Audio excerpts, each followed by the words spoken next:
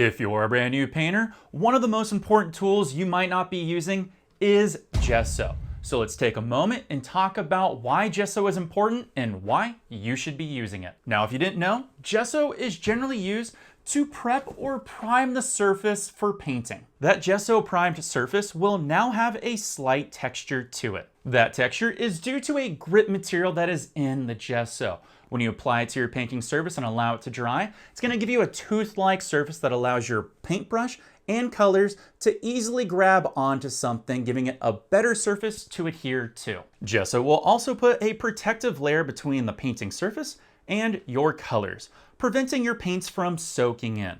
Gesso is similar to acrylic paint, but it is thinner in viscosity. Gesso will also dry harder when compared to acrylic paint, and it generally also dries quicker when compared to acrylic paint. The nice thing about Gesso is you can pretty much apply it to any surface out there. Things like paper, cardboard, wood, rubber, and of course, canvas. Gesso can also be applied to slick or non-porous surfaces like metal, glass, and porcelain. Gesso can provide an even painting surface. When you apply multiple layers of Gesso, each additional layer will make the painting surface more even and smooth. If you want a really smooth painting surface, Gesso can be sanded down to make that super smooth surface to paint on. When you paint on top of a surface that has been primed with Gesso, your colors will also appear more vibrant. Gesso will also give your artwork a solid foundation, increasing the lifespan of your artwork. Gesso is one of the best tools for acrylic and oil painting artists out there.